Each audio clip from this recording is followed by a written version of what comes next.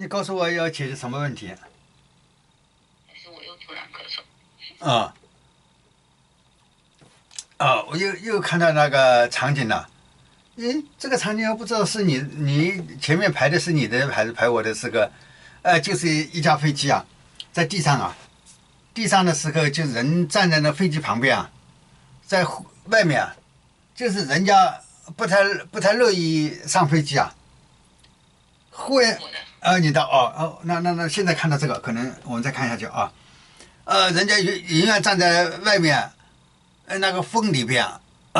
风里边很冷的风咳嗽啊，冷风啊，冷风灌的咳嗽啊，冷风灌的咳嗽啊，但人家好像在这，永远咳嗽比进了那个飞机里边感觉舒服啊，感觉舒服啊，正在这个时刻啊，好像后脑勺啊，感觉后脑勺看到天上有那个智能飞行物啊旋转，运转的这个现实观众不一定能看得见啊，但是他那个像开天眼似的，后脑勺感觉上面在转呢在头上呢有黑乎乎的东西在转呢，在高空啊，在转呢在转呢，在转他好像是开了天眼似的开了天眼似的能看到有，但是一般来说，如果感觉到天上有东西的话，异常的时候，人家肯定往什么里面堵嘛。按照常规的话，如果这个情况有哪里有地方就往哪里堵嘛。这个时候最近最容易堵的地方就是飞机里边了，但那个人好像也没往里面堵啊，永远在那个户外还在咳嗽啊，咳就是表示还在户外，还在户外，还在户外。哦，你说那个人在户外待了那么长时间了？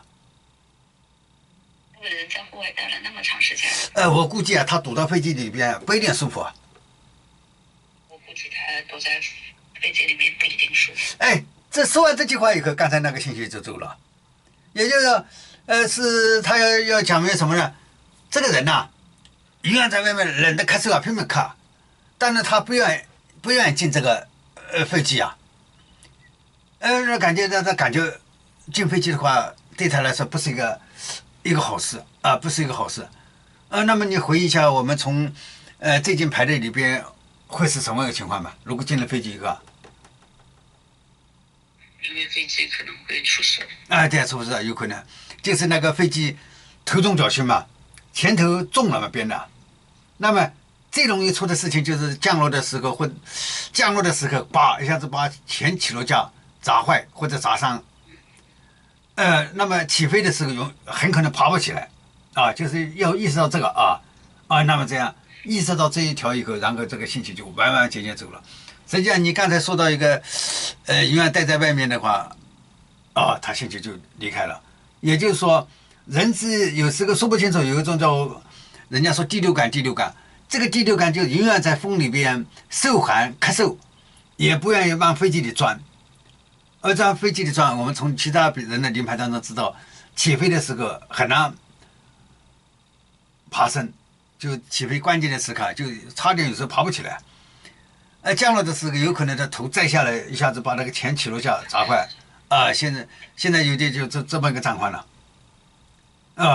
把来龙去脉搞明白了以后，这个信息从你身上走掉了是这么一个状况。就像连续剧一样，今天的连续剧就直接就连过去了。我说第一幕看到从前面一模一样，然后再慢慢再走下去好，那就这样了啊。